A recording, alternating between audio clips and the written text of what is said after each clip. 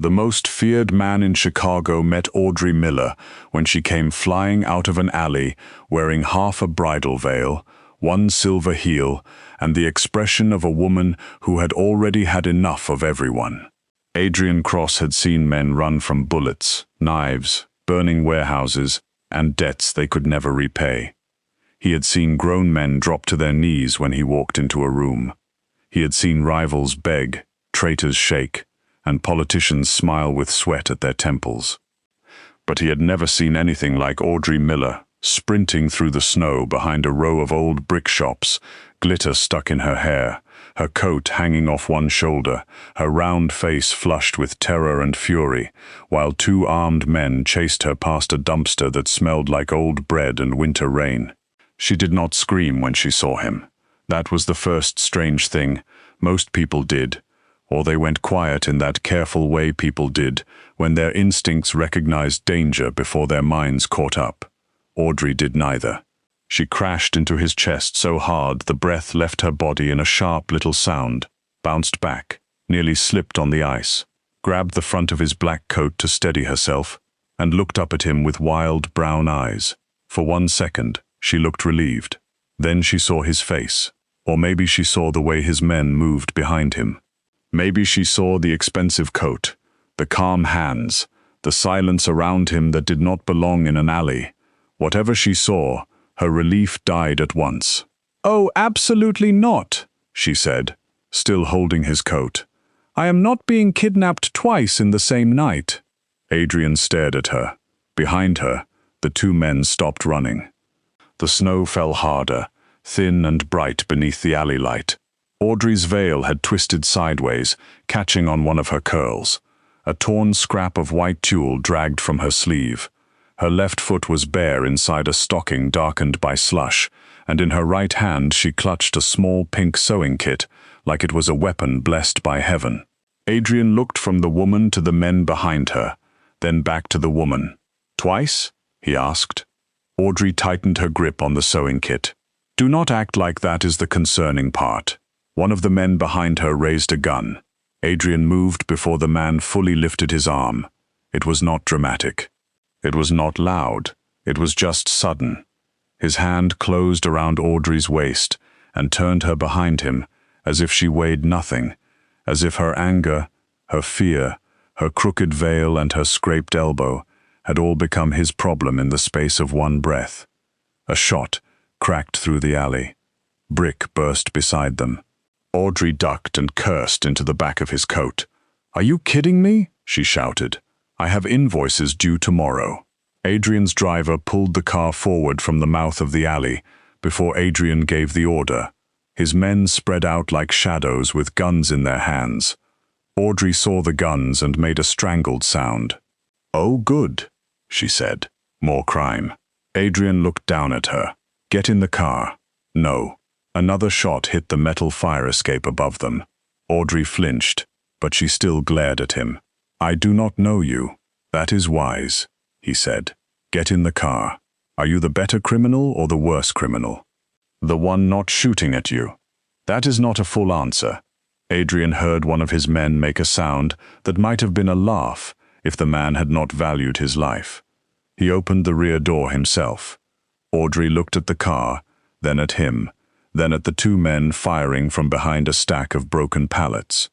"This better not be a human trafficking situation," she snapped. "It is a car." Very reassuring. A bullet shattered the alley light. Darkness dropped over them in pieces. Adrian did not ask again. He lifted Audrey off her feet and put her in the back seat. She swung the sewing kit at his shoulder and hit him hard enough for the tiny scissors inside to rattle. "Tall, dark, and felony," she snapped. "I said no." Adrian climbed in beside her and closed the door as the car pulled away. For the first time in years, he had no idea what to say. Audrey Miller was not supposed to be in his night. His night had already been planned with care. He had come to this freezing stretch of Chicago because something on his side of the city had started to rot. 3 small storefronts had gone empty in less than 6 months. A bakery had closed without warning. A dry cleaner had changed owners twice. A repair shop had been sold to a company that did not repair anything. Money had begun moving through the block in quiet streams, and that money did not belong to him. That was the part Adrian could not ignore.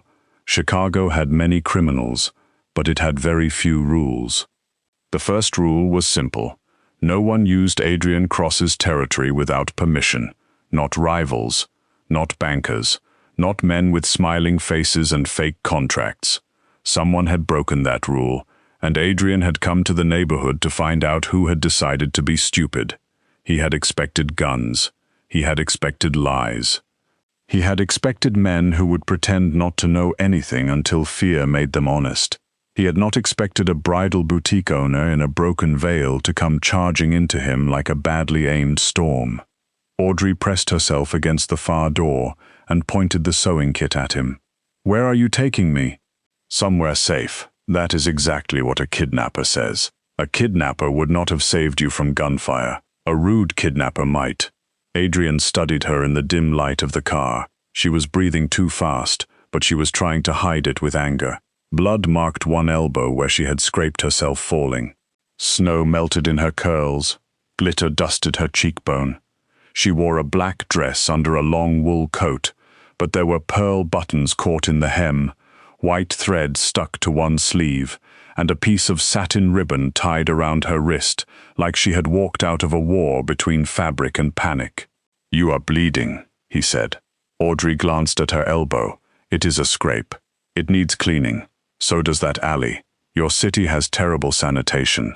"My city? Oh, do not do that scary quiet thing. You have a city voice." His driver's eyes flicked to the mirror. Adrian did not look away from Audrey. "What were you doing behind the bakery? What were you doing behind the bakery? Answer me." "No, thank you. I have had a full evening of men giving commands." His hand rested on his knee. Still, controlled. "The men chasing you are dangerous. I gathered that from the bullets. Did you see anything?"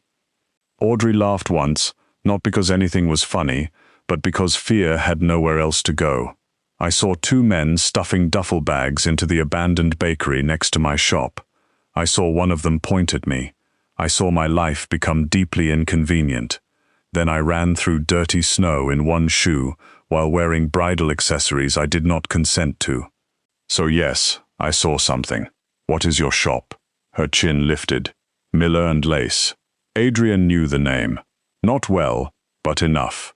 A small plus-size bridal boutique, tucked between a closed bakery and an old florist with a cracked green awning. He had passed it twice that week. Warm light in the windows. Satin gowns displayed on full-bodied mannequins. Handwritten signs. White roses painted on the glass. It looked too soft for the rest of the block. Too stubborn to leave. "That is your boutique," he said. "Yes. You own it." "Yes. And you were taking out trash alone at night?" Her eyes narrowed. "I was not aware I needed Mafia permission to throw away coffee cups and emotional support cupcake wrappers." Adrian went very still. Audrey noticed. Of course she noticed. Her fear sharpened into something new. "Oh." He said nothing. Her hand lowered a little. "Oh no." The driver turned onto a wider street. Snow streaked across the windshield. The lights of the city slipped over Adrian's face and vanished again. Audrey swallowed. "You are actually Mafia." Adrian did not answer. She closed her eyes for 1 second. "Wonderful. Perfect. This is exactly what my business plan was missing. You did not know who I was." "No, I just thought you had very expensive murder energy." This time, the driver did laugh, quietly. Once, Adrian looked at the mirror. The driver stopped laughing. Audrey noticed that too. Something softened in her face, but it was not comfort. It was understanding. She understood fear. Not because she carried it like other people did. She studied it, measured it, refused to bow to it unless she had a good reason. Adrian did not like that he found that interesting. Only an hour earlier, Audrey's life had been ordinary in the messy, exhausting way ordinary life could be cruel. Miller and Lace had stayed open past closing because a bride named Kimberly had arrived crying over a final fitting. The dress had been perfect a week ago. Then Kimberly's mother-in-law had decided perfect was not good enough, unless everyone suffered for it. She wanted the waist tighter, then looser, then tighter again. She wanted more sparkle, less sparkle, longer sleeves, no sleeves, and a dramatic train that could make a statement in a church aisle barely wide enough for 2 people and a nervous priest. Audrey had smiled through all of it. She was very good at smiling while imagining throwing people into Lake Michigan. The zipper had ripped at the worst possible moment. Kimberly had started sobbing. The mother-in-law had blamed Audrey. The dress, modern sizing, the lighting, and possibly feminism. Audrey had climbed halfway inside the sample gown to fix the lining from beneath, because sometimes running a bridal boutique meant surrendering your dignity to Saturn. Then the hidden hook caught the back of her dress. The bride panicked. The mother-in-law screamed that Audrey was ruining the wedding, and Audrey spent almost 4 minutes trapped inside a cloud of ivory tulle, while her assistant laughed so hard she had to sit on the floor. By the time everyone left, the boutique looked like love had exploded and sent a bill. Audrey had locked the front door, made coffee so strong it looked illegal, and sat behind the counter with her laptop open and a stack of unpaid invoices beside her. Rent, fabric supplier, electric, cleaning, insurance. Another renovation support fee from the building management company, printed on thick paper with fake polite language, and a total that made her temples throb. That fee was new, suspiciously new. Everyone on the block had received one. The bakery had closed after refusing to pay. The florist had paid twice and then sold to some shell company no one could find a real office for. Audrey had circled the fee, scanned the paperwork, and sent it to the bank contact handling her business loan with a message that said, in cleaner words, that somebody was trying to shake down small businesses with a calculator and a dream. She had thought it was a landlord scam. She had not thought it was the loose thread that would pull open a crime operation. Now she sat in the back of a Mafia boss's car, clutching a sewing kit, wondering whether she had accidentally annoyed the kind of people who buried problems instead of answering emails. Adrian opened a small compartment and removed a clean white cloth. Audrey leaned back. "What is that?" "For your elbow. I can clean my own elbow. You are holding a sewing kit at me, and you are reaching into secret car compartments." He held the cloth out. She stared at it, then at him. Then she snatched it from his hand. "Fine." He watched as she pressed it to the scrape. Too hard. Her mouth tightened, but she did not make a sound. "You should have called the police," he said. "I was busy being chased. Before that, I did report the fee. To the police. To my bank." Adrian looked at her. She frowned. "What? You reported a criminal pipeline to a bank. I reported fraud to the people attached to my loan. That is not the same as reporting a criminal pipeline. I did not know there was a pipeline. I thought there was one greedy man named probably Brad hiding behind an email address." "Brad?" "It is always a Brad." Adrian should not have been amused. Nothing about the night was amusing. Men had fired on his block. A civilian witness sat beside him. Rival money had appeared in property tied to his legitimate holdings. The woman's boutique might now be a target, and yet the corner of his mouth almost moved. Almost. Audrey saw it anyway. "Oh, you do have facial muscles," she said. His mouth flattened. "Do not mistake patience for softness. Do not mistake sarcasm for comfort. I am terrified. This is just how I speak when my nervous system gives up." That stopped him more effectively than he expected. Because it was honest, not dramatic, not pleading, just honest. The car turned into an underground garage beneath one of Adrian's private buildings. Audrey looked out the window and stiffened. Concrete pillars, black vehicles, men in dark coats, no signs, no witnesses, no easy exits. "No," she said. The car stopped. Adrian looked at her. "No? I am not going into your secret villain basement. It is a garage. There are too many black cars for it to be just a garage. You are safer here." Men love saying that in places where women cannot leave. The words changed the air. Adrian did not move. He did not answer quickly. His men opened the car doors, but he lifted one hand and they stepped back. Audrey watched that small motion. The instant obedience, the quiet power. Her fingers tightened around the cloth on her elbow. Adrian opened his door, got out, and stepped away from the car. Then he looked back at her, through the open space. "You can stay in the car," he said. "You can walk out through the ramp. You can call anyone you trust. You can call the police. You can scream at my men until one of them develops a soul. I will not drag you upstairs." Audrey studied him. Snow melted off the roof of the car and dripped onto the concrete beside her bare foot. Her stocking was ruined. Her elbow hurt. Her heart still had not settled. Everything in her wanted to run, because everything around him looked like a locked door pretending to be shelter. But the men in the alley had seen her face. They knew her shop. They knew she had seen the bags. And this man, whoever else he was, had stepped between her and bullets before he knew her name. She hated that this mattered. She hated more that she was not foolish enough to ignore it. "I want a phone," she said. Adrian reached into his coat, took out his own, unlocked it, and handed it to her. Audrey blinked. "That was fast. You asked. That is not usually how men like you respond to requests." A shadow moved through his eyes. "You do not know men like me. I know men who think power makes them right." For a moment, something colder than the garage moved between them. Then Adrian said, "So do I." Audrey looked down at the phone. She called her assistant first. Denise answered on the fourth ring, half asleep and fully annoyed, until Audrey said her name in a voice that made the woman go silent. Audrey told her to stay home tomorrow. She told her not to go near the boutique. She told her to lock her apartment door and not ask questions until morning, because if she asked questions now, Audrey might start crying, and neither of them had time for that.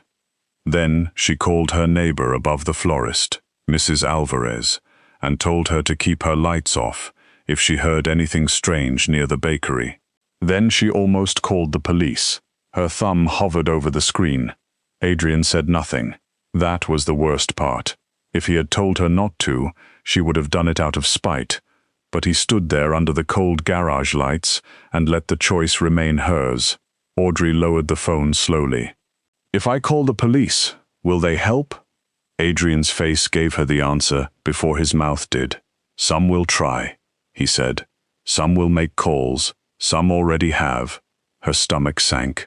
"Chicago is not one thing," he continued. "It is many rooms. Some clean, some not." Audrey looked toward the ramp leading back to the street. "And what room are you?" "The one your attackers did not expect you to reach." "That is not comforting. It was not meant to be." She laughed, small and shaky. Then she hated herself for it. Her laugh had always arrived at terrible times. Funerals, bank meetings, family arguments, fittings where brides cried because mothers had turned joy into a battlefield. People thought it meant she did not take things seriously. They were wrong. Sometimes laughter was the only way she kept fear from taking up all the space in her body. Adrian watched her, and she had the strange sense that he understood that. Not fully, but enough. She handed back his phone and got out of the car. Her bare foot touched the freezing concrete. She hissed. Adrian looked down. "Where is your shoe?" "In the alley, living a better life." He took off his coat. "No," Audrey said at once. He paused. "If you put that coat around me like some dark romance cover, I will not be responsible for what comes out of my mouth." His eyes held hers. Then, very slowly, he held the coat out, instead of placing it on her shoulders. "Your foot is cold." That is an extremely calm way to describe my current situation. Use the coat. It probably costs more than my refrigerator. Then step on it with confidence. She stared at him. Against every reasonable instinct, she smiled. Not much. Just enough for him to see it before she looked away. She put the coat on the ground and stepped onto it with her ruined stocking. His men stared as if she had just walked across a holy flag. Adrian did not look at them. He watched her gather the coat under her foot, like a woman accepting help while still refusing to be handled. That, he thought, was going to be a problem.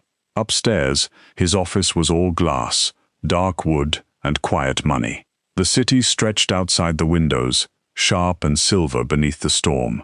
Audrey took one look at the room and said, "Of course you have a desk that looks like it knows tax secrets." Adrian's men froze. Adrian removed his gloves. "Sit." She pointed at him. "Ask." His jaw tightened. There it was again. That impossible little resistance. Not loud enough to be foolish. Not soft enough to be fear. Every man in his world obeyed him, because obedience was safer. Audrey Miller corrected his grammar of power while bleeding onto a handkerchief. He should have found it irritating. He did. He found it other things too. "Please sit," he said. She sat. "See? Growth." One of his men turned away very fast. Adrian looked at him. The man became fascinated with the wall. A woman named Mara entered with a medical kit, coffee, and a pair of soft black socks, still in their packaging. Audrey eyed the socks. "I am not wearing Mafia socks. They are just socks," Mara said gently. "That is what they want me to think." Mara's mouth twitched. Adrian noticed. His people did not smile around strangers. They barely smiled around him. Yet Audrey had been in the building less than 10 minutes and had already made 2 of them betray themselves. Mara cleaned Audrey's elbow while Audrey complained under her breath about rich people coffee being too smooth and therefore suspicious. Adrian stood near the window, listening as one of his men, Luca, reported what they had found. The attackers had disappeared through the back of the bakery. 1 blood trail, 2 shell casings, no bags recovered. The bakery's deed had been transferred 3 months ago to a company called North Pier Maintenance. That company owned no trucks, employed no workers, and shared a mailing address with 4 other companies that had recently billed half the block for renovation and security fees. Audrey stopped talking. Adrian turned. Her face had changed. The fear was still there, but now something else stood beside it. "Focus. Say that name again," she said. Luca glanced at Adrian before answering. Audrey snapped her fingers. "Do not look at him. I asked." Luca looked startled enough to obey. "North Pier Maintenance." Audrey sat up straighter. "Those moldy little goblins." Adrian blinked. "You know them? They billed me. Twice. First for hallway repairs that never happened. Then for a renovation support fee that made no sense because the only renovation in my building is a raccoon that moved into the ceiling and started a family." Luca looked confused. Adrian did not. "When did you receive the bill?" Adrian asked. "A few weeks ago. I refused to pay. Then I sent the paperwork to my bank because the fee was attached to my business loan inspection." Her voice slowed as the pieces connected. The bank froze the building account while they reviewed it. Adrian's attention sharpened. Audrey looked from him to Luca. "What?" Luca said. The frozen account held more than building fees. The office went quiet. Audrey's mouth opened, then closed. "How much more?" Adrian did not answer. Her eyes widened. "Oh, sweet mother of discounted lace." Adrian walked to his desk and picked up the copied deed Luca had placed there. North Pier Maintenance, a fake company tied to fake contracts. Empty storefronts, stolen cash. Someone had been washing money through small businesses, hiding dirty movement under cleaning bills, repairs, and shared property costs. Then Audrey Miller, boutique owner, unpaid invoice warrior, accidental woman in a veil, had looked at a fraudulent charge and done the one thing none of the frightened shop owners on the block had dared to do. She questioned the paperwork, and money froze. Not thousands, not tens of thousands, millions. Adrian looked at her with a new kind of understanding. "You did not witness their operation tonight." Audrey's voice came out smaller. "I interrupted it before I even knew it existed." "Yes." She leaned back in the chair. For once, she had no joke ready. Her hand moved to the piece of ribbon still tied around her wrist. Her eyes shone, but she refused to let tears fall. Adrian saw the moment she understood the shape of the danger. The men in the alley were not random. The boutique was not random. Her stubborn refusal to pay a fake fee had turned her into a threat. "They know where I work," she whispered. "Yes, they know my name. Most likely. They will come to my shop." Adrian's voice lowered. "Not while I am breathing." Audrey looked at him then. Really looked. Not at the suit, not at the office, not at the men waiting for his orders. At him. Something moved across her face. Softer than suspicion, but not yet trust. Then it hardened. "No," she said. Adrian stilled. "No. No to whatever caveman sentence is forming behind your eyes. You are not locking me in a hotel room while men with neck tattoos ruin my business. You are in danger. I was in danger before you learned my name. My neighborhood has been squeezed for months. My invoices are a horror movie. The bakery is empty, the florist sold. The tailor across the street thinks he is losing his lease because of some fake safety upgrade. These people are not only stealing from you, Mr. Cross, they are eating my block one bill at a time." Adrian said nothing.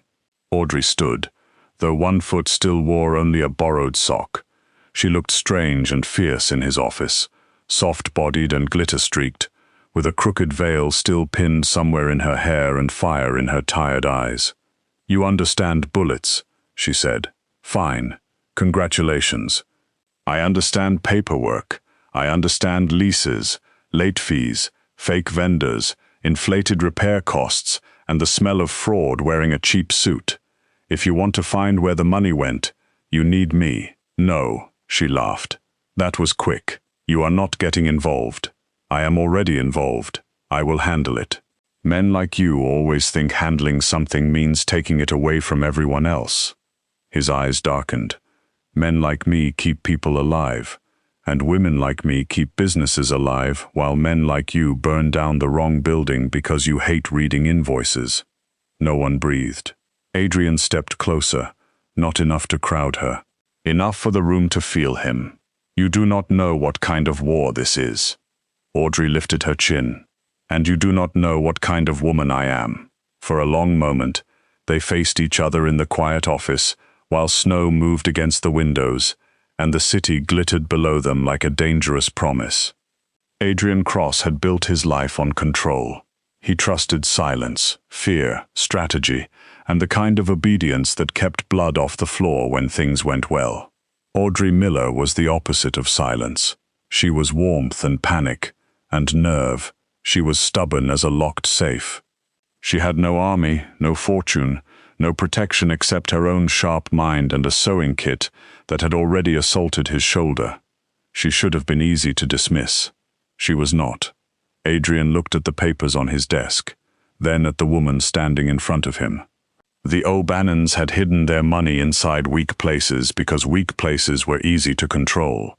Empty shops, scared owners, old buildings, people who could not afford lawyers, people no one powerful would listen to. But Audrey Miller was not weak. She was furious, and fury, aimed correctly, could become a weapon. Adrian turned to Luca. "Bring every contract tied to North Pier maintenance, every invoice sent to this block, every lease transfer in the last year." Audrey blinked. "Wait, are you actually listening?" Adrian looked back at her. "Do not make me regret it." She pointed at the desk. "I need coffee, a charger, highlighters, and something to eat that was not prepared by a man who thinks parsley is a personality."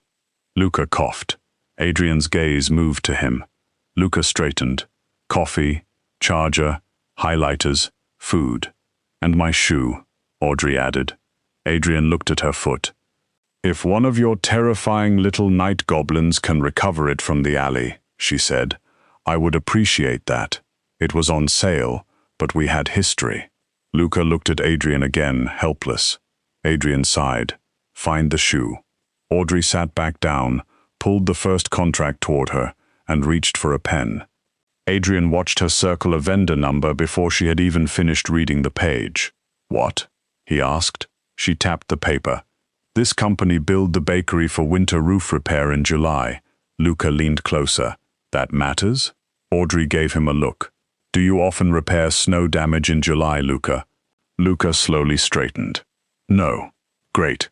We are all learning. Adrian should have stopped her. He should have sent her somewhere guarded, locked the doors and dismantled the O'Bannons without letting her near the fire. That would have been cleaner, safer, easier. But Audrey bent over the contract with snow still melting in her hair, and he saw something he had not expected to see tonight. Not a witness, not a problem. A woman who had been pushed too far and had finally found the thread that could unravel men who thought people like her existed only to be used. Outside, the storm thickened. Somewhere in the city, the O'Bannons were realizing their mistake had a name, a face, and a boutique full of gowns they had underestimated. Somewhere nearby, phones were ringing, money was moving, and men who liked shadows were trying to decide how to silence a woman who had already seen too much. Audrey underlined another number and smiled without looking up. It was not a sweet smile. It was not even a safe one. Adrian Cross, who had frightened half the city into obedience, felt the first quiet pull of something he could not command, and across the desk, Audrey Miller whispered, "Oh, you idiots, you left a paper trail." Adrian had seen men find guns in locked drawers, knives under tables, names hidden in bank records, and betrayal written in the smallest change of a loyal man's voice. He had watched lawyers shake under polite questioning and watched thieves forget their own lies when silence became too heavy. But he had never watched anyone look at a fake cleaning contract the way Audrey Miller looked at the one spread across his desk. She did not touch the paper like it was dangerous. She touched it like it had personally insulted her. Her pen circled one vendor number, then another, then a date, then a payment code hidden at the bottom in letters so small Luca leaned closer and squinted like the paper was written in another language. "See this?" Audrey said. Luca nodded, though his face clearly said he did not. Audrey tapped the page again. This company billed 4 different storefronts for the same emergency plumbing inspection on the same day, during the same 3-hour window, with the same invoice number. Luca looked at Adrian. Audrey snapped her fingers in front of his face. "No. Eyes here. He is not the teacher. I am the teacher." Adrian stood by the window with his arms folded, watching the impossible scene unfold in his office. Luca Romano had broken men twice his size, and once took a bullet in the shoulder without making a sound.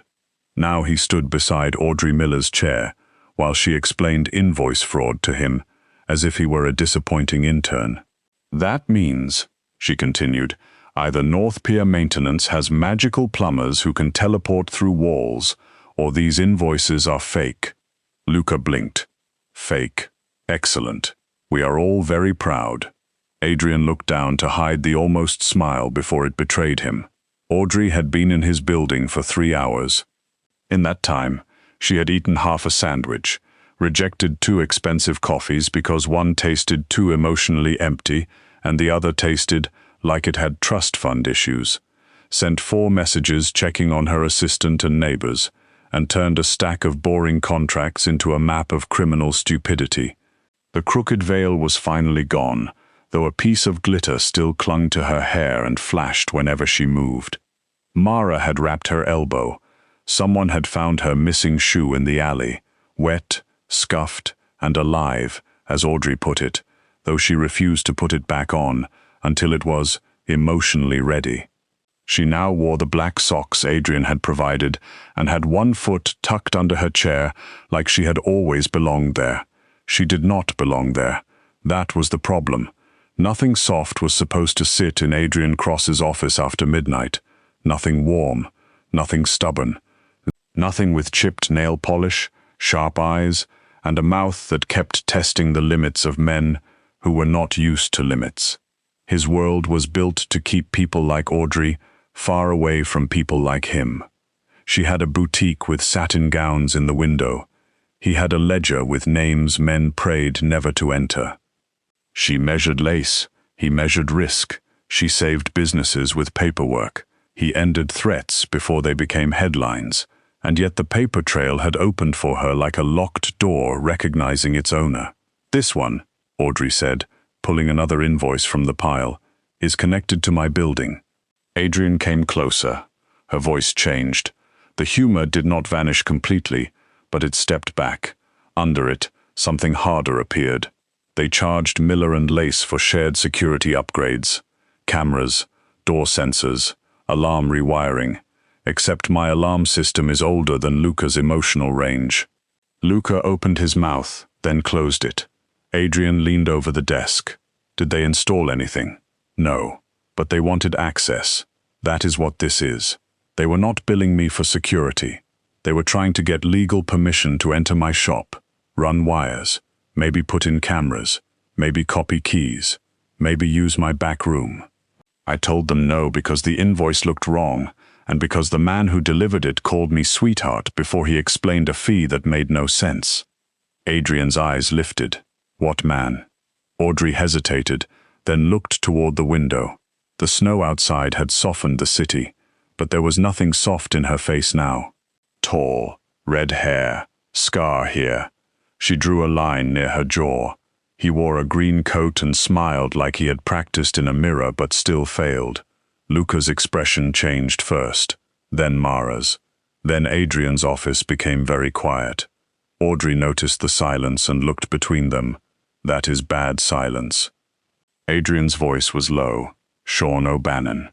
Audrey sat very still, as in the family chasing me, as in the eldest son. Oh, she looked back at the invoice. Her fingers tightened around the pen. Well, he has terrible customer service. Adrian wanted to move. Not toward her exactly, just closer. The thought irritated him. He had no right to comfort a woman who had not asked for comfort. He had seen too many men use protection as a prettier word for possession, so he stayed where he was and let the silence exist without filling it. Audrey swallowed once and pushed the paper toward him. Then they were inside my shop once already. He came to the counter. He looked at my office door. He looked at the wall where I keep the keys. He asked if I worked alone. Adrian's control thinned, not enough for anyone else to see, but enough for Luca to take one careful breath and step back. "What did you tell him?" Adrian asked. "That I have cameras, a very suspicious assistant, and a cousin in the fire department." She paused. The cousin part was a lie. The suspicious assistant is real. The cameras are fake. They are little black plastic shells from a clearance bin, because real cameras cost money, and pretending is free if you stand far enough away. Luca muttered something in Italian. Audrey pointed the pen at him. Was that judgment? No, Luca said quickly. It better not be. Half of small business ownership is choosing which problem gets real money and which problem gets vibes. Adrian turned to Mara. Real cameras in the boutique before sunrise. Front, back, alley, showroom, office. Audrey's head snapped up. Excuse me? He looked at her. That was not a question. I noticed. That is why I object. The O'Bannons have already been inside your shop, and you think putting your equipment in it without asking makes you different because your suit fits better. Mara lowered her eyes to the medical kit as if it had become fascinating. Luca stared straight ahead with the rigid posture of a man trying not to exist. Adrian held Audrey's gaze. You need security. I need consent. Then security. The words landed cleanly. For a moment, neither of them spoke. Adrian felt something old and unwelcome shift behind his ribs. He was used to people accepting his decisions because his decisions kept them alive. He was used to fear making the path simple. Audrey did not make anything simple. She made even help answer for itself. He inclined his head once. May I place cameras in your boutique? Audrey blinked, as if the question had surprised her more than the order. Then she looked down at the invoices, buying herself a second. No cameras in the dressing rooms. Never. No audio. Only exterior and public areas. I get access to the feed. Luca can set it on your phone. No hidden devices. None without your knowledge. And nobody moves my mannequins. They have names, and they are very sensitive. Adrian stared. Audrey stared back. Finally he said, "Agreed. Good." She picked up the next contract. "Now that we have discovered basic manners, let us return to organized crime." The work continued until the city outside turned from black to deep gray. The paper trail spread across Adrian's desk, his conference table, and eventually the floor, because Audrey claimed fraud needed room to breathe. Adrian's men came and went with more documents, property files, bank notices, utility statements, old lease transfers, and photographs of storefronts that had once been family businesses. Audrey moved through all of it with a strange, fierce grace. She did not move like the women Adrian usually saw in expensive rooms, women trained to become part of the furniture until power invited them to speak. Audrey filled space.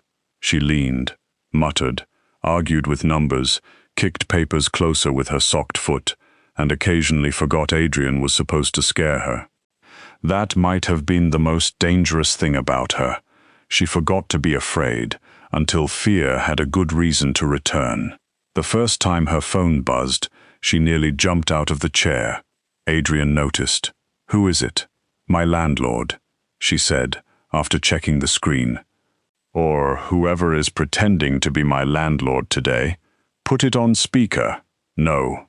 "Audrey," she looked up sharply. "Do not use my name like a leash."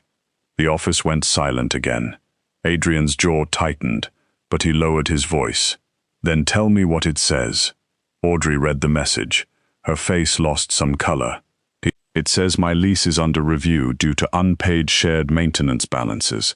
If I do not settle within 48 hours, management may begin default proceedings." Luca cursed. Audrey laughed softly, but there was no humor in it. "That was fast. I have had bridal alterations with slower turnaround." Adrian held out his hand. "Give me the phone." "No, I can stop this." "I know you can. That is not the part I am questioning." He understood before she explained. The look in her eyes made the words unnecessary. If she gave him the phone, he would make a call. If he made a call, the threat might disappear. The landlord might bend. The management company might retreat. Another problem solved by Adrian Cross before Audrey got to touch it. To him, that was protection. To her, it was one more man taking the fight out of her hands. He slowly lowered his hand. Audrey watched him do it. Some small part of her softened again. "Not much. Enough. I need to answer in writing," she said. "I need to make them commit to the claim. If they say unpaid balances, they have to show the balances. If they send fake numbers, we connect those numbers to the invoices. If they refuse, that matters too." Adrian gave one nod. "Write it. I need my laptop. It is at your shop." "Yes. No." Adrian. That was the first time she said his name without mocking it. He hated how much he noticed. "You cannot go back there," he said. "I need my records. My men can get them. My records are not labeled in a way that will make sense to terrifying men who alphabetize ammunition." Luca frowned. "We do not alphabetize ammunition." Audrey glanced at him. "That sounds like something a man with unlabeled bullets would say." Adrian rubbed a hand over his mouth. He was tired. That had to be why he almost laughed again. "You are not walking into your boutique alone." "I did not say alone. No, you did not even hear my plan. I heard the part where you return to the place your enemies know. Then hear the part where you come with me and pretend to be civilized." Mara made a tiny choking sound and turned it into a cough. Adrian looked at Audrey for a long moment. Every rational part of him rejected the idea. The O'Bannons could be watching the boutique. The block was compromised. Audrey's face had been seen. Her shop was no longer just a business. It was bait. Then again, bait did not work if locked in his office. He turned to Luca. 3 cars. Quiet perimeter. No visible weapons unless needed. Mara goes inside with her. Audrey lifted a finger. "Mara may enter. No one else touches the gowns." Luca looked wounded. I was not planning to touch the gowns. Good, they are innocent. By sunrise, Miller and lace glowed beneath a pale winter sky. The boutique looked smaller with Adrian's cars parked half a block away, smaller and braver. Its painted sign hung slightly crooked above the door, white letters fading at the edges. The window display held 2 plus-size mannequins in lace gowns, one with a pearl veil, the other with her hand posed on her hip, as if she had strong opinions about marriage. Warm string lights framed the glass. A handwritten card in the window read, "Every bride deserves the dress that says yes back." Adrian read it twice. Audrey saw him looking. "Do not make fun of my sign." "I did not." "You looked thoughtful." "That is worse." He opened the car door for her. She looked at it, then at him. "I can open doors." "I know, but you are doing it anyway." "Yes." She stepped out carefully, wearing both recovered heels now, though one had a water stain, and the other squeaked with every third step. "Fine, but only because I am choosing to accept dramatic service." The street seemed ordinary at first. A bus sighed at the corner. Someone salted the sidewalk outside the pharmacy. Mrs. Alvarez peeked through the blinds above the florist and vanished when Audrey waved. The abandoned bakery sat beside the boutique like a dark tooth, its windows covered in paper, its old sign still promising fresh bread to people who no longer came. Audrey stopped in front of her shop. Adrian saw her face change. The fear came back, soft and unwelcome, not because of guns now, because this was hers, her door, her window, her sign, her gowns inside, the life she had built out of unpaid sleep and stubborn hope. Danger was different when it stood beside something loved. "You do not have to go in," he said. She breathed out slowly. "Yes, I do." Inside, the boutique smelled like coffee, fabric, and sugar. A bell chimed above the door. The showroom was crowded in a gentle way, full of satin and lace, mirrors and flowers, ribbons, chairs, sewing machines, and dresses waiting in soft garment bags. Adrian had been inside jewelry stores worth more than city blocks. He had stood in penthouses where the art on one wall could buy whole neighborhoods. None of them felt as alive as this small shop with its cluttered counter and handwritten appointment cards. Audrey crossed the room with one hand trailing over the gowns as she passed, checking them the way someone else might check children after a storm. "Everyone survived," she murmured. Mara glanced at Adrian. He looked away before she could see too much. Audrey disappeared into the back office and returned with a laptop covered in stickers, a binder thick with receipts, and a tin of emergency cookies. She placed all 3 on the counter. Adrian looked at the cookies. "Do not judge," she said. "These have gotten me through taxes, bridesmaid drama, and one mother who tried to sneak a scale into a fitting." His expression darkened. "A scale?" Audrey's tone stayed light, but her hands paused. "Some people think a wedding dress is a reward for becoming smaller." Adrian looked around the boutique again, at the mannequins shaped like real women, at the wide chairs, at the signs about comfort, beauty, and fittings without shame. Something in him understood the place better then. Miller and Lace was not just a shop, it was a refusal. Audrey had built a room where women were not asked to disappear before being allowed to be beautiful, and now the O'Bannons had tried to turn that room into a pipeline. His anger settled deeper. Audrey opened the laptop. "Do not look at me like that." "Like what?" "Like you are about to quietly destroy someone. I often look like that." "I am aware. It is kind of your whole brand." Before he could answer, the bell above the door rang. Every person in the boutique went still. A man stepped inside wearing a green coat, red hair, scar along the jaw, smile that did not reach his eyes. Sean O'Bannon looked at Audrey first, then at Adrian. The smile widened, but something cold flickered beneath it. He had not expected Adrian Cross to be standing between rows of wedding gowns at 7 in the morning. Few men would have. "Well," Sean said, "this is cozy." Audrey closed her laptop slowly. Adrian stepped forward, but Audrey reached out and caught his sleeve. It was a small touch, barely pressure. Still, he stopped. Sean noticed. His eyes dipped to her hand, then lifted with interest. "Miss Miller, I came to check on you after last night's little misunderstanding." Audrey's voice was bright enough to cut glass. "That is funny. I usually define misunderstanding as someone getting my coffee order wrong, not chasing me through an alley with bullets." Sean spread his hands. "Neighborhoods can be dangerous, especially when men like you keep visiting." Adrian's men had shifted outside. Shadows crossed the front window. Sean noticed those too, but he remained calm. O'Bannons were good at calm. The Irish crew had survived by smiling through threats, then striking where the smile had made people careless. Sean turned to Adrian. "Cross, I heard you had taken an interest in our little block." "Your block?" Adrian asked. Sean's smile sharpened. "Figure of speech. Choose another." Audrey looked between them. "Are we about to have a dramatic territory conversation in front of bridal gowns? Because if so, please avoid the champagne display. It is mostly decorative, but emotionally important." Sean laughed. "She is funny." Adrian's eyes did not move. "Do not talk about her like she is not in the room." Audrey glanced at him, quick and surprised. Sean saw that too.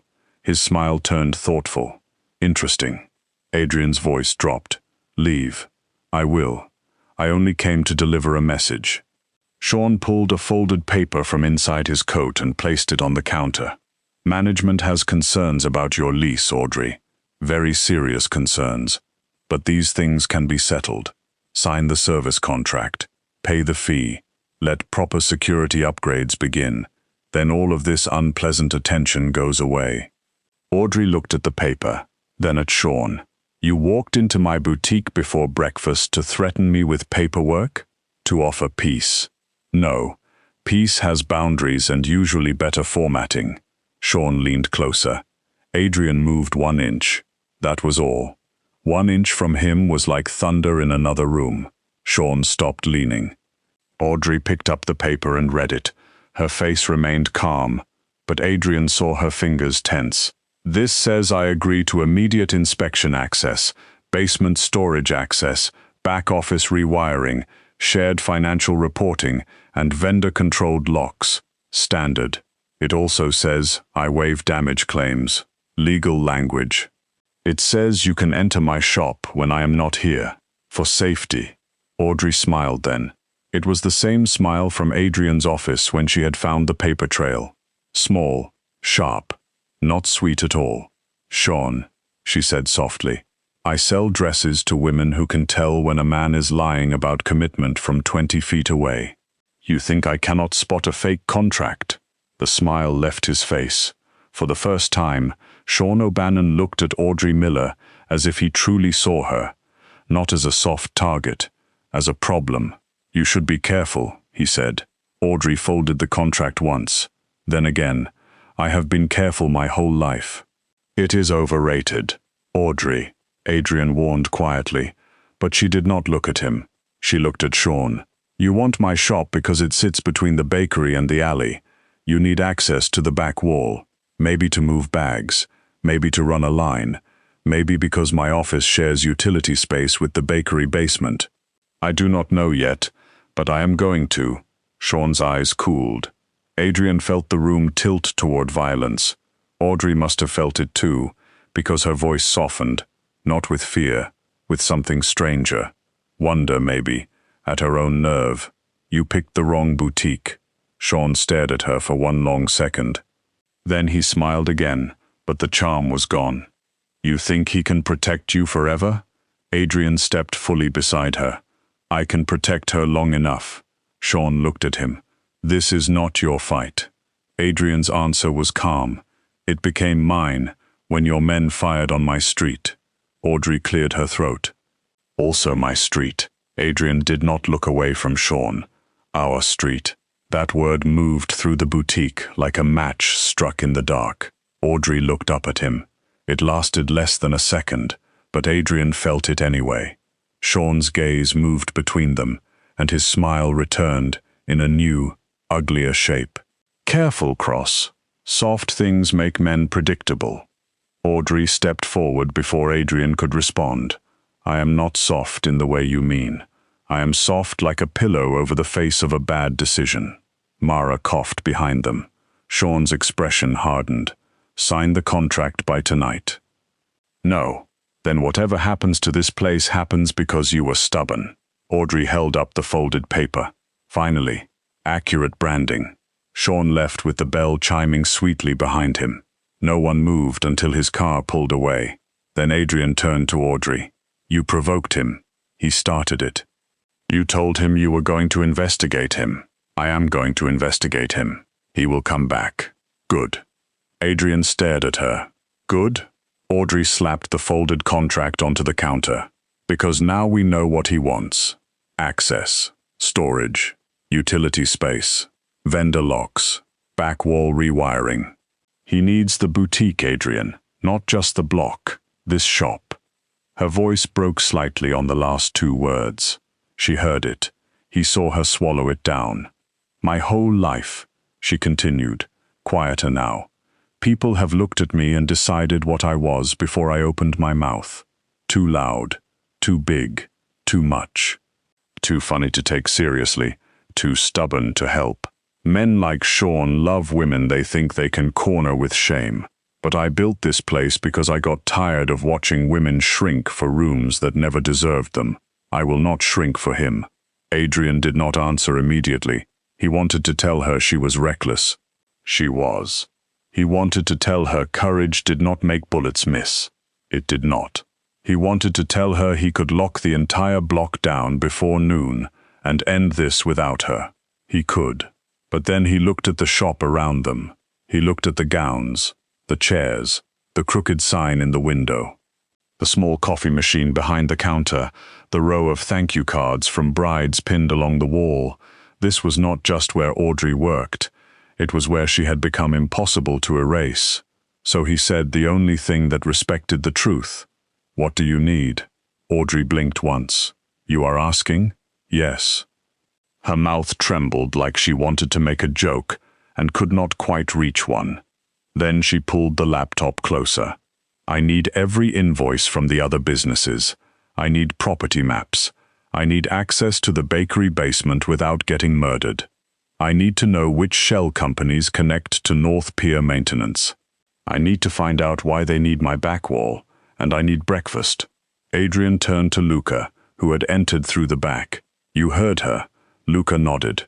Invoices, maps, basement access, shell companies, breakfast. Audrey lifted a hand. Not a protein bar. Real breakfast. Luca nodded again, more solemnly. Real breakfast.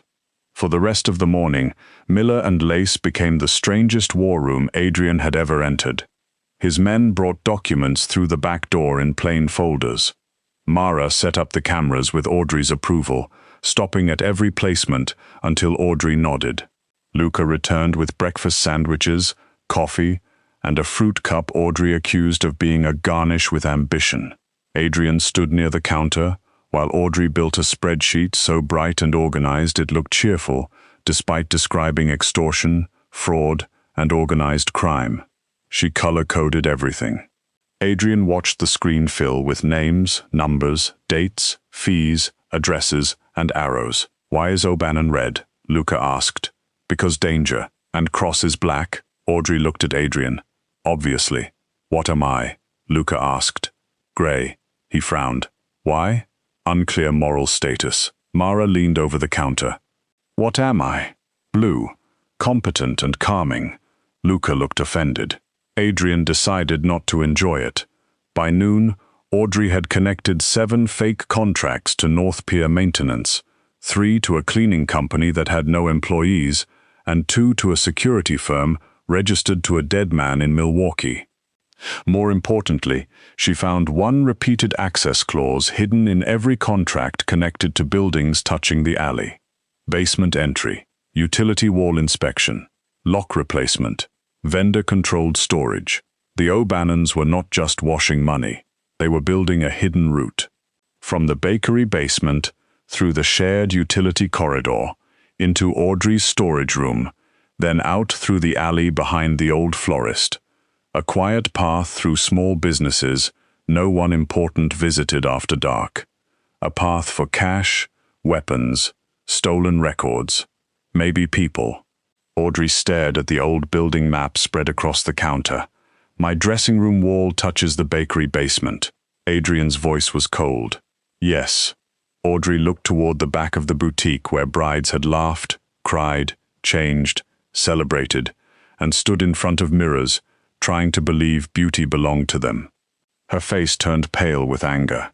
They wanted to move crime through a room where women change clothes. Adrian did not speak. He could have said he would kill them. It would have been easy. It would have been true enough to frighten the room. But Audrey was not asking for his rage.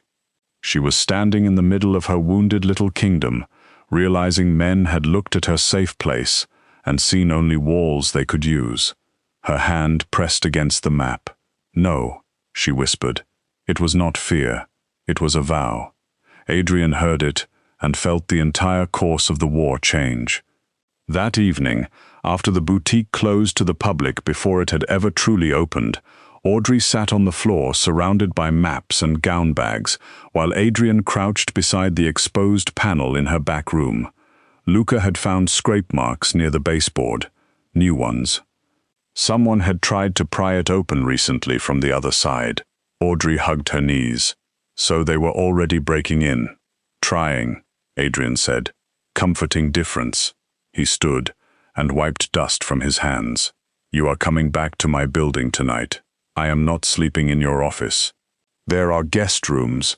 Of course there are, probably with haunted rich people sheets. Audrey. She looked up at him. Her eyes were tired now, the kind of tired that jokes could not hide. If I leave, they win a little. If you stay, and they come back, you could die. If I leave everything I love, every time a man scares me, I will spend my whole life packing. The words were quiet, too quiet. Adrian knew enough not to ask who had scared her before. Not yet. Maybe not ever, unless she chose to tell him. But he saw the shape of old battles under the new one. Audrey had not become stubborn overnight. People did not grow armor like hers without being hit in places no one apologized for. He softened his voice. I am not asking you to abandon it. No, you are asking me to trust that you will protect it while I am gone. Yes, and what if you decide protecting it means making decisions without me? He held her gaze. Then you will yell at me. She laughed a little, despite herself. I will. I know. Something changed between them then. Not enough to become trust. Not enough to become anything safe. But the air around them warmed in a way Adrian had no strategy for. Audrey looked away first. Fine. I will go, but tomorrow we inspect the bakery. No. She pointed at him from the floor. Careful. Adrian exhaled. We will discuss it tomorrow. That is rich man for no. It is tired man, for I am trying not to argue with you while you are sitting on the floor in a room someone tried to break into. Audrey studied him, then looked surprised again. That was almost emotionally healthy. Do not spread rumors. Her smile was small, but real. Then a sound came from the other side of the wall. Both of them froze. A scrape. Slow. Metal against wood. Audrey's face went white. Adrian moved before she stood. He pulled her gently but firmly behind him, one hand raised to signal silence. Outside the back room, Mara killed the lights. Luca moved toward the rear exit. The boutique, warm and bright all day, fell into darkness broken only by the streetlights glowing through lace curtains. The scrape came again, then a whisper from inside the wall. Audrey's fingers closed around the back of Adrian's shirt. He felt the tremor in her hand. He also felt that she did not let go. The panel near the floor shifted inward half an inch. Adrian reached beneath his jacket. Audrey leaned close enough for her breath to touch his shoulder and whispered, so softly only he could hear, If they damage my dresses, I am haunting everyone.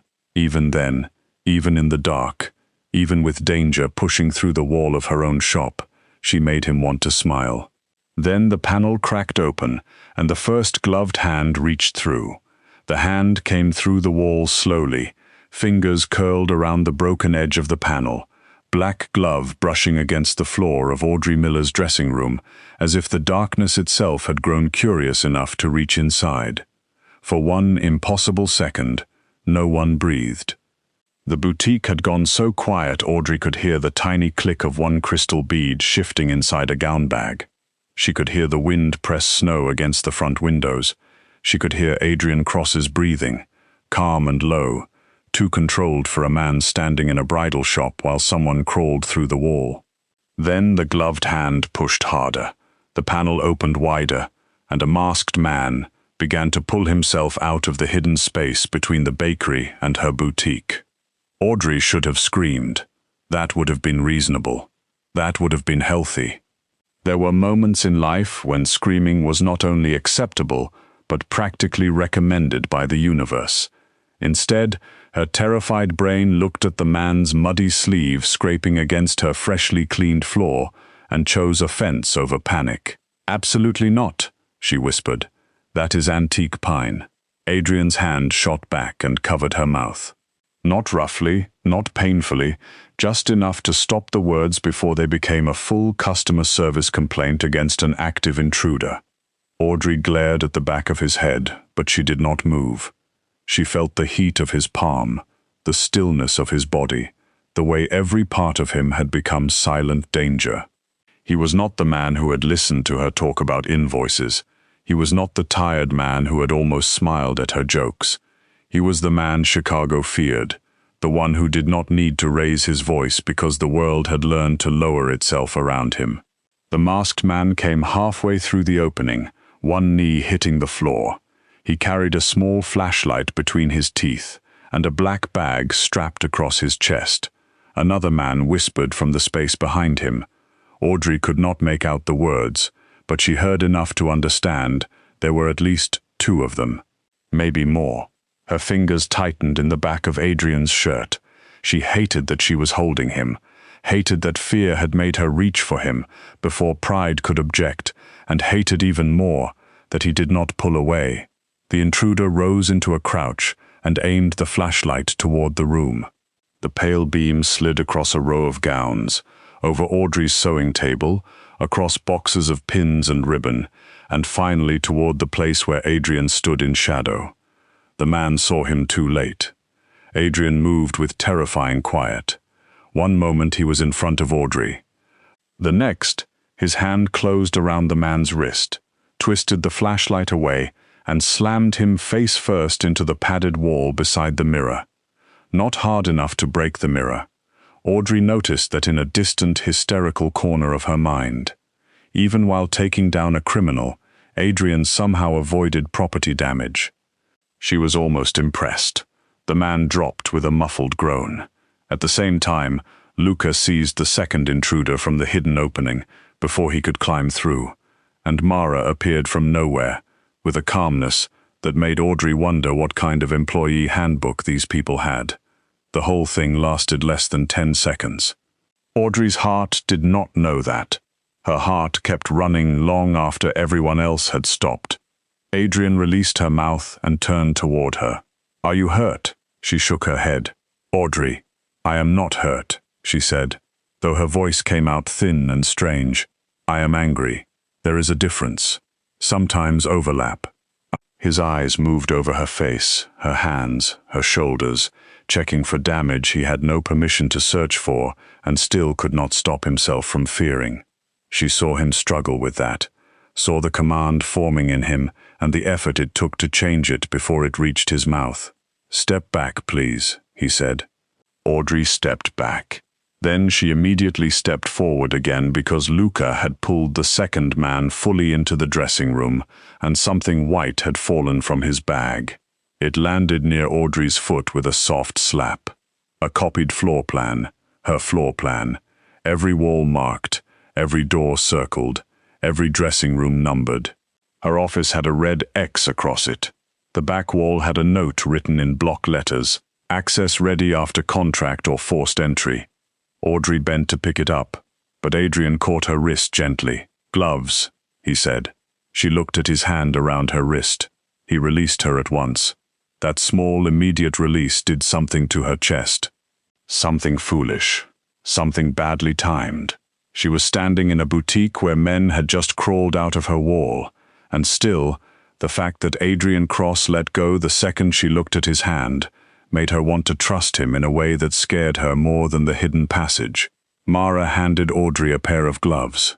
Audrey pulled them on with shaking fingers, then picked up the floor plan. Her eyes moved across it.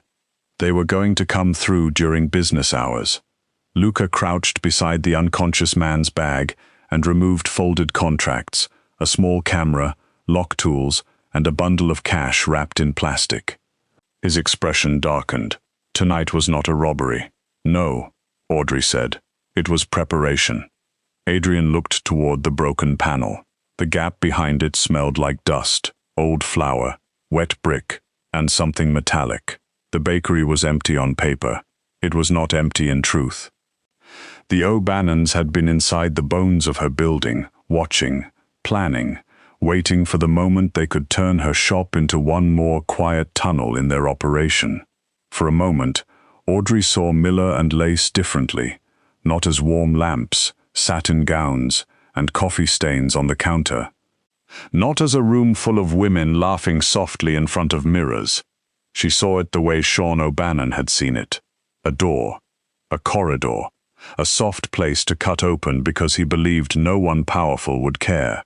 Then Adrian said, "We end this." His voice was not loud. It did not need to be. Audrey looked at him. No. His eyes narrowed. No, we do not end this by having all of you vanish into the bakery and start some secret murder festival. Luca lowered his head. Mara looked away. Adrian stared at Audrey for a full 3 seconds. That was not the plan. That pause says it was at least a cousin of the plan. The O'Bannons broke into your shop. Yes. Which means they are desperate. They need the boutique. They need the access. They need me scared enough to sign. And because Sean has the emotional patience of a wet match, he will push again. He will not get the chance. He should. Adrian's face went very still. Explain. Audrey looked down at the floor plan again. Fear still moved inside her, soft and cold, but underneath it, something else had begun to wake, something larger than panic. She had spent years fighting bills, landlords, suppliers, doubt, cruel brides' relatives, and a world that acted as if women like her should be grateful for whatever corner they were given. She knew what it felt like to be underestimated. She knew how people behaved when they believed they had already won. And Sean O'Bannon believed that about her. "He gave me until tonight to sign," she said, "so I sign. No, I pretend to sign. No, I invite him here. No, Adrian, no." She took one step closer. "You said you would ask what I need. That was before men crawled through your wall. They crawled through my wall because I matter to their plan. That means I can make them show up. I can make them bring the contract. I can make them explain enough to expose the access clause, the shell companies, the fake fees, all of it. I have the intruders. You have 2 men in masks who will say nothing or say they were robbing the place. You need Sean on camera. You need him tying himself to the contract, the building access, the fake services, the money trail. You need him walking into a room so sure I am helpless that he speaks like a fool." Adrian looked furious, because she was right. Audrey saw it and, despite everything, almost smiled. "I know that face. You do not know my face. That is your, I hate when the civilian has a point face." Mara made another suspicious cough. Adrian did not look away from Audrey. "You are asking me to use you as bait." "No," Audrey said quietly. "I am asking you to respect that I was already bait the moment he picked my shop. The difference is now I know where the hook is." The words settled over them. Adrian looked at the broken wall, at the captured men, at the gowns swaying faintly in the cold air coming from the bakery side. He looked back at Audrey, barefoot now because she had kicked off the wet heels again, wearing gloves too big for her hands and a look that belonged to someone who had been afraid long enough to become tired of it. He wanted to refuse, not because the plan was bad. It was not. That made it worse. He wanted to refuse because the thought of Sean O'Bannon near her again put something ancient and violent in his blood. But Audrey was watching him like the answer mattered for more than tonight. This was not only about danger. It was about whether Adrian would become another powerful man who used safety as a locked door. His voice came out rougher than he intended. You follow my safety rules. You explain them. I agree to the reasonable ones. I mock the dramatic ones. Audrey, I am not joking. I know. She held his gaze. That was the thing. Somehow, through all the banter and chaos and coffee complaints, she always made sure he understood when she had stopped joking.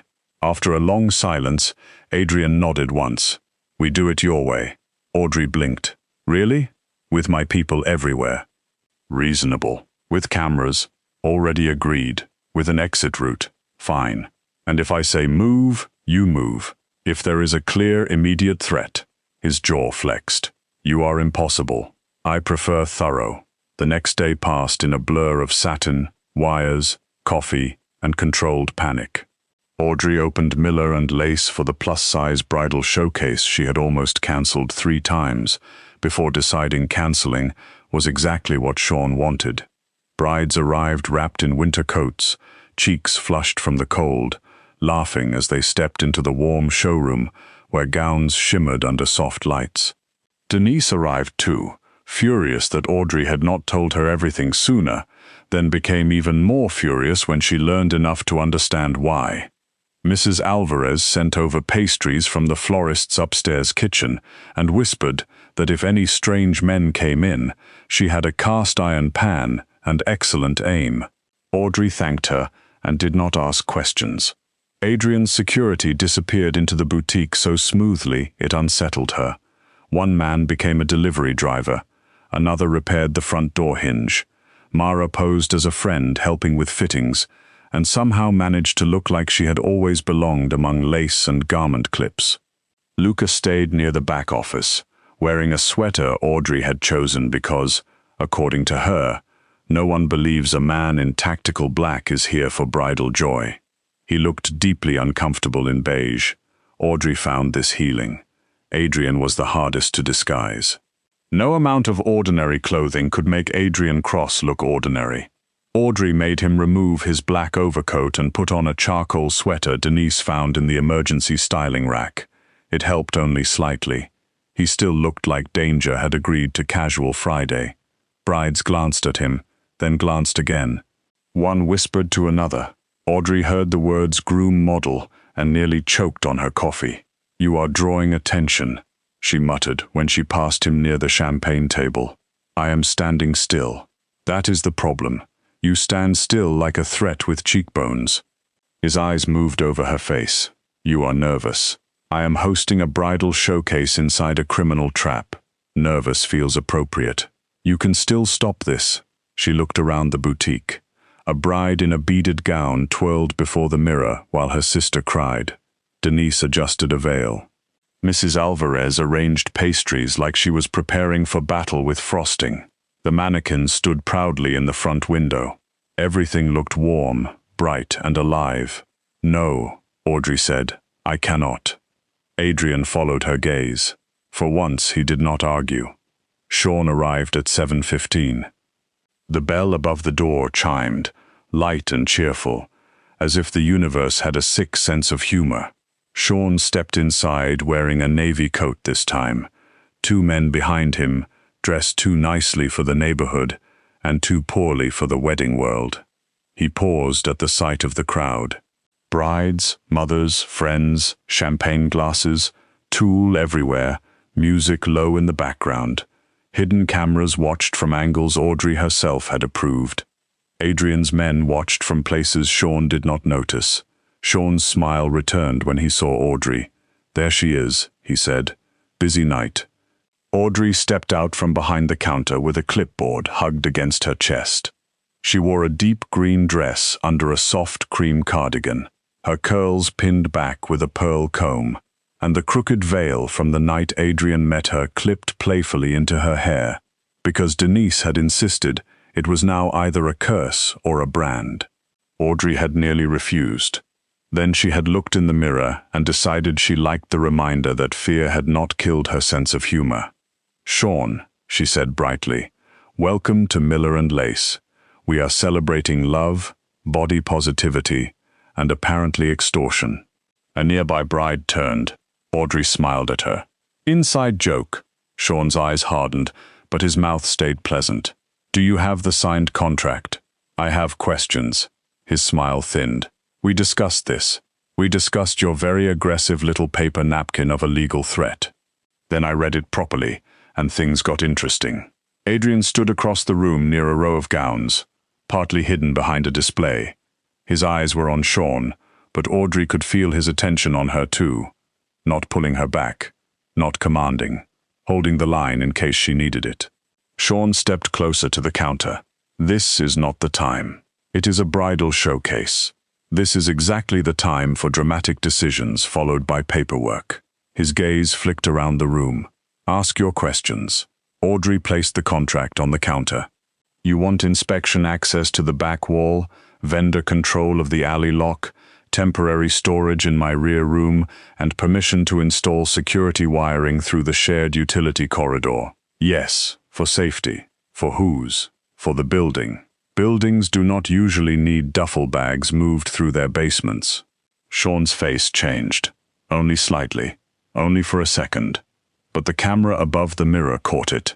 Audrey felt a rush of cold fear and warm triumph at the same time. "I do not know what you mean," Sean said. "Oh, I think you do. I think North Pier Maintenance billed 4 shops for repairs they never received. I think Riverglass Security took money for cameras it never installed. I think your cleaning company has no cleaners, your repair company has no tools, and your storage vendor shares an address with a seafood importer that has not imported anything except suspicious wire transfers." The music seemed too soft suddenly. The laughter around them continued, but a few people had begun to sense the shift. Mara moved gently through the showroom, guiding brides toward the front display, away from the counter. Sean leaned in. His voice dropped. "You have no idea what you are standing in." Audrey's smile trembled, then steadied. "My shop." "You think Cross will save you?" Audrey looked toward Adrian for the first time. He stood still, his face unreadable, but his eyes told her he was there. Then she looked back at Sean.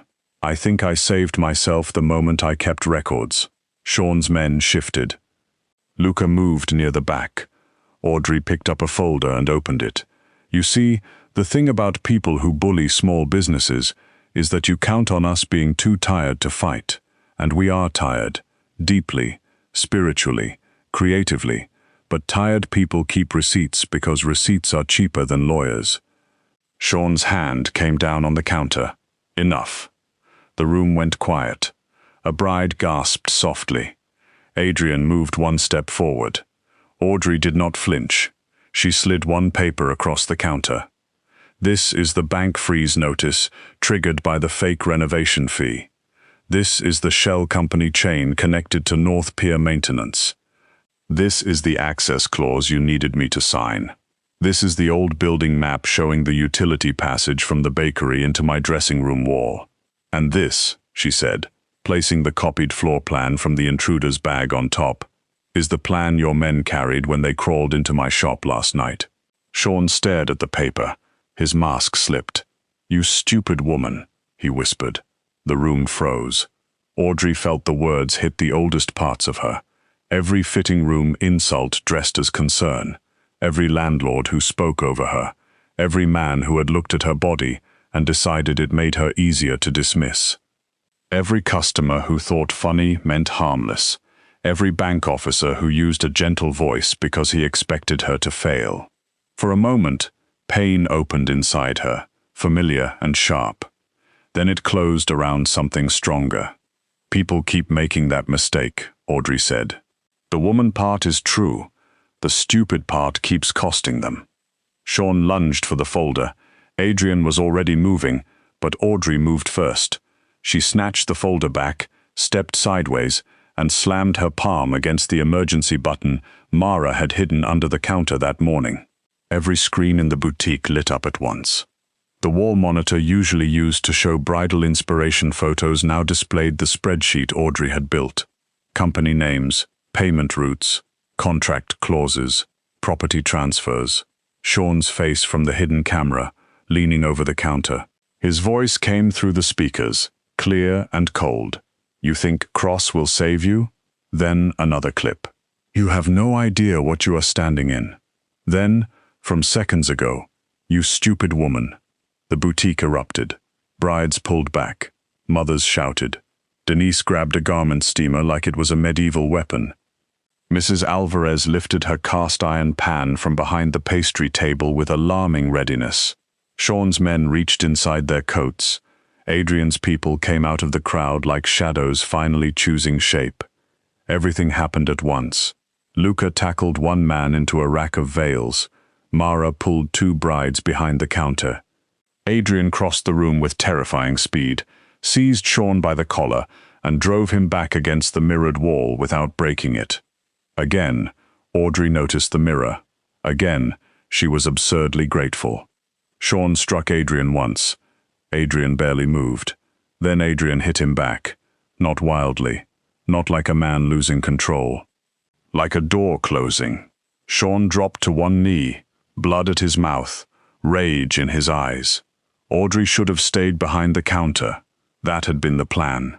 Instead, she saw the second O'Bannon man break away from Luca and run toward the back room where the original documents sat in a locked case.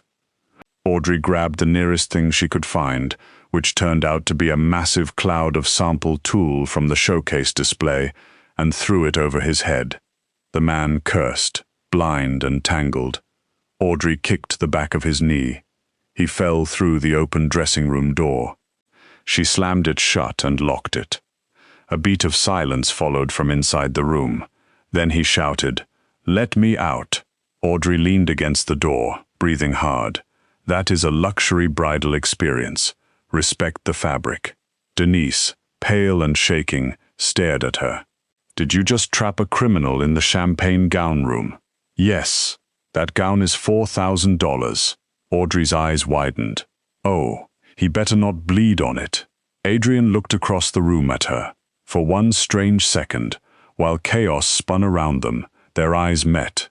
His mouth almost moved. Hers did, just a little. A smile pulled by fear, triumph, and the ridiculousness of surviving a Mafia confrontation with bridal inventory concerns. Then Sean pulled a small knife from his sleeve. Adrian turned back in time, caught his wrist, and twisted. The knife fell. Sean gasped. Adrian shoved him down hard enough that the man stayed there. "Do not," Adrian said softly. "Reach for her again." Sean looked up at him with hate. "You think this ends with me?" "No," Audrey said from across the room. Everyone turned. Her hands shook, but her voice carried. "It ends with your accounts." Mara hit another key on the laptop. The files Audrey had prepared began sending to every address she had chosen. Bank fraud division, building owners, insurance investigators, the honest city contact Adrian had found, every business owner on the block. A reporter Audrey trusted because she had once bought a dress from Miller and Lace and cried when Audrey told her she did not need to lose weight to deserve lace sleeves. Sean's expression shifted from anger to something far more satisfying, fear. Audrey walked toward him slowly. Adrian moved as if to stop her, then caught himself. She noticed. He stayed close, but he let her pass. She crouched in front of Sean O'Bannon, keeping a safe distance, her green dress brushing the floor, the crooked veil still pinned in her hair. "You thought my shop was a weak spot," she said.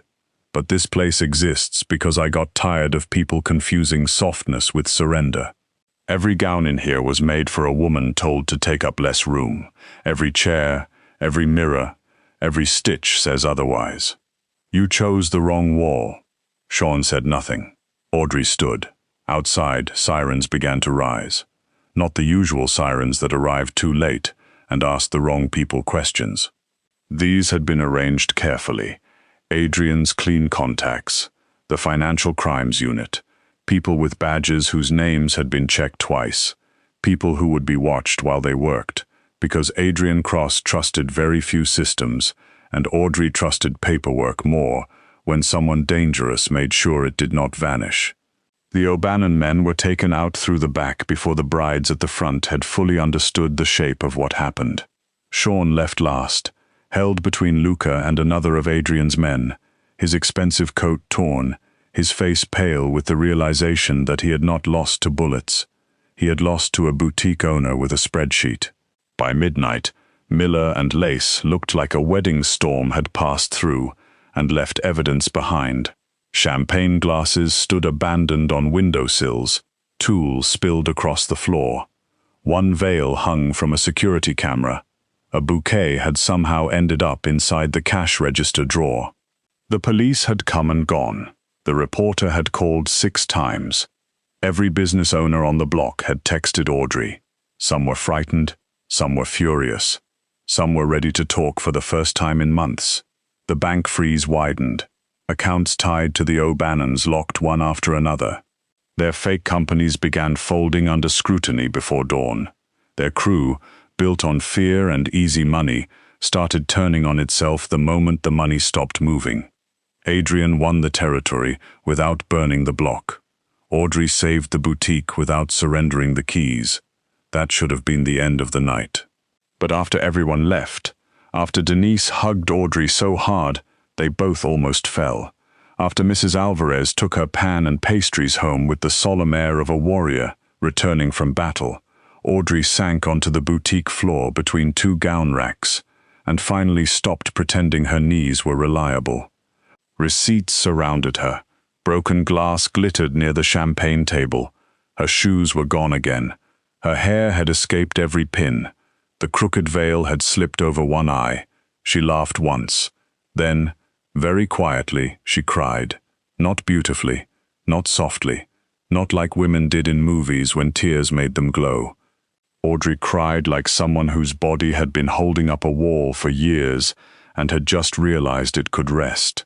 She covered her face with both hands, shoulders shaking, angry at every tear because she had things to clean and emails to answer and possibly a criminal in custody to insult again later. Adrian found her there. He stopped several feet away. That was what made her cry harder, because he did not rush in. He did not grab her. He did not make the moment about his need to fix what hurt. He simply stood near the wreckage of her shop and waited for her to decide whether she wanted him closer. "I am fine," she said into her hands. "No, you are not." She lowered her hands and glared at him through tears. "That was your cue to politely lie. I am bad at those. You run a criminal empire. Lying has to be at least 40% of the job. Not to you. That was unfair." Audrey looked away fast. Adrian crouched across from her, still not touching. His sweater was torn at one shoulder. There was blood on his knuckles, not all of it his. His face carried a bruise near the cheekbone that would darken by morning. He looked dangerous and tired and too real sitting among lace gowns and receipts. "You could have walked away," he said. Audrey wiped under one eye with the heel of her hand. "From what? My shop? My neighborhood? My own fight? You could have let me handle it. I know." Her voice softened. "That is why I stayed." He frowned slightly. She took a breath. "Because I knew you could handle it." That was never the question. The question was whether I would still recognize my own life after you were done protecting it. Adrian looked down at his hands. For a long time, he said nothing. Snow brushed against the windows. Somewhere in the back room, a damaged rack clicked softly as it settled. "I have spent years being obeyed," he said at last. "Feared, watched, measured. Men look at me and try to become what I want before I ask. Women look at me and decide whether danger is worth the room it takes up." His eyes lifted to hers. "You looked at me and complained about my car seats." Audrey's mouth trembled. They were aggressively masculine. They are Italian leather. They felt emotionally unavailable. His mouth moved. This time he did not hide it. A real smile, small and tired, touched his face before fading into something more serious. "You saw me," he said, "not the name. Not the fear. Me. And somehow you were still more worried about invoices. In my defense, the invoices were very suspicious." "Audrey." She went quiet. Adrian's voice lowered. "I do not know how to be gentle without turning it into control. I know how to remove threats. I know how to own rooms. I know how to make men regret standing too close to what matters to me, but you are not something that matters to me because I own it." He swallowed, and the movement looked almost painful. "You matter because you choose where you stand, and tonight you stood beside me." Audrey stared at him. Her heart hurt in a new way now, not fear, not exhaustion, something warmer and more dangerous, because it asked more of her than panic ever had. "You are still terrifying," she said. "I know. Emotionally constipated. I suspected. Badly in need of brighter clothes. That will not happen. We will revisit." His eyes warmed. Audrey looked at him, really looked, and realized the silence between them no longer felt like a threat. It felt like a door neither of them was forcing open. "I trust you," she said softly. "Not with everything. Not blindly. Do not get excited. I would not dare. But I trust you enough to say this was not the worst night of my life." His expression shifted. "That is a low bar." "It is. But you cleared it while getting blood on my floor. So congratulations." He glanced at the floor. "I will replace it. You will ask first." He nodded. "I will ask first." Audrey held out her hand. Adrian looked at it. She rolled her eyes, though her face was still wet. "I am not proposing a merger. Help me up." He took her hand. His palm was warm and rough. He pulled her to her feet with careful strength, as if she were not fragile but still deserved care. She stood too close for one breath, close enough to see the bruise blooming on his cheek, close enough to smell smoke, winter, and expensive soap, close enough to understand that every joke she had made about red flags had not saved her from wanting to kiss the most dangerous man she had ever met. Adrian did not move. That was what decided her. Not because he looked at her like he wanted her. He did. Quietly. Fiercely. With a restraint that made the room feel smaller. But because he waited. Audrey rose onto her toes, caught the front of his torn sweater, and kissed him. For 1 second, Adrian went still with surprise. Then his hand lifted, stopped just short of her waist, and hovered there until Audrey smiled against his mouth and pulled him closer herself. Only then did he touch her, gently, reverently, like he understood that wanting was not the same as taking. The kiss was not neat. Audrey was tired, tearful, barefoot, and still wearing a crooked veil. Adrian tasted faintly of coffee and blood and winter. It should have been ridiculous. It was ridiculous. It was also the first quiet thing all night that did not feel like fear. When she pulled back, Adrian's forehead rested lightly against hers. "You are trouble," he said. Audrey laughed softly. "You own too many black cars to say that with moral authority."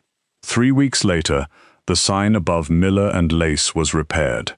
Not replaced. Audrey had refused to replace it. She said the old sign had character, and Adrian said it had structural damage, and Audrey said so did half the people in Chicago. Yet everyone kept waking up. In the end, they compromised. The sign was cleaned, reinforced, repainted, and hung back over the door on a bright winter morning, while half the block gathered on the sidewalk, pretending not to stare. The bakery next door was no longer abandoned. Mrs. Alvarez's nephew had plans to reopen it in spring. The tailor stayed. The florist stayed. 2 more shop owners came forward with contracts Audrey helped organize into one fat binder, now known across the block as the Goblin File. The O'Bannon operation broke apart in ugly little pieces. Frozen accounts, public exposure, angry partners. Men who had once trusted Sean began speaking to save themselves. Adrian handled the shadows Audrey did not ask about. Audrey handled the paperwork Adrian had learned not to insult. There were still threats. Of course there were. Chicago did not become safe because one crew fell. But the neighborhood breathed differently. Lights stayed on later. People locked their doors, but they also opened them in the morning with less dread. Adrian held the ladder, while Audrey climbed 2 steps up to check the sign. "I can do this," she said. "I am holding the ladder, not your future." She looked down at him. That was suspiciously poetic. "I regret it." "You should." It was almost romantic. His mouth curved. Almost. Audrey adjusted the sign, then stepped down carefully. Her coat was bright red today because she had told Adrian someone in this relationship needed to look alive. He had arrived in black anyway, but with a deep burgundy scarf Audrey had bought him and bullied him into wearing. He claimed it was dark enough to count as black. She claimed it was emotional progress. When the sign finally settled straight above the door, the block applauded. Audrey tried to make a joke, but the sound caught in her throat. Miller and lace gleamed in the morning light, white letters clean against dark wood, lace painted around the edges, the front window full of gowns that caught the sun like soft fire. The boutique had survived. More than that, it had become something louder. A place people knew, a place people protected, a place men like Sean O'Bannon would remember as the beginning of their mistake. Adrian stood beside her, not in front of her, not behind, beside. "You saved it," he said. Audrey shook her head. "We saved it." His eyes moved to hers. She pointed at him. "Do not look emotionally overwhelmed on the sidewalk. You will scare the pedestrians. I am not overwhelmed. You are one sincere sentence away from needing a chair." Luca, standing near the curb with coffee, muttered, "She is not wrong." Adrian looked at him. Luca suddenly found the repaired sign fascinating. Audrey laughed, and the sound moved through the cold morning like something had been returned to her. Later, after the crowd thinned and the boutique warmed with fresh coffee, Audrey found Adrian inside by the front window. He stood near the mannequin with one hand on her hip, the one Audrey had named Gloria because, according to Audrey, she looked like she knew secrets and had good credit. Adrian studied the display with the grave attention he usually gave territory maps. "She needs a veil," he said. Audrey stopped behind the counter. "Excuse me? The dress has pearl work. The veil should match." She stared at him. "Have you developed bridal opinions?" "No, that was a bridal opinion. It was an observation. It was a lace-based emotional breakthrough." He turned. "Do not tell Luca. I am telling everyone. Audrey." She smiled and walked toward him. "You are in my world now, Cross. There will be tulle. There will be feelings. There may be color." He looked down at her, his expression calm, his eyes not calm at all. "And you are in mine." Her smile softened. "Yes," she said, "but not as your employee, not as your weakness, not as some woman you hide away when things get ugly." "No," he said. "What am I then?" Adrian reached up and gently removed a tiny piece of glitter that had somehow found its way into her hair again. His fingers paused near her cheek, not touching until she leaned the smallest bit closer. "My equal," he said. "My partner. The woman who turned a Mafia war into a financial audit with snacks." Audrey's eyes stung. "That might be the most beautiful thing anyone has ever said to me. It was not meant to be beautiful. I know. That is why it worked."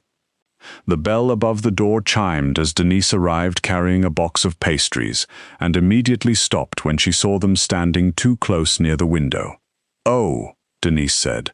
"Are we interrupting a criminally intense moment?" Audrey stepped back, cheeks warm. "No." Adrian said nothing.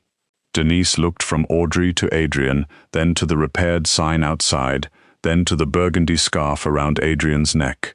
Her smile grew wicked. "Nice scarf." Adrian's face went blank. Audrey grinned. "Emotional progress, right?" Denise nodded solemnly. "Huge." Adrian looked toward the door as if considering escape. Audrey caught his hand before he could move. He looked down at their joined fingers, then at her. She expected him to pull away because Denise was watching, because the street was watching, because men like him did not hold hands in bridal boutiques beneath soft lights and repaired signs. He did not pull away. Instead, his fingers closed around hers, gently, clearly, by choice. Audrey looked at their hands and felt something inside her settle. Not because the danger was gone forever, not because Adrian Cross had become simple. He would never be simple. Neither would she. There would be more arguments, more rules to negotiate, more moments where his instinct to protect would crash into her refusal to be managed.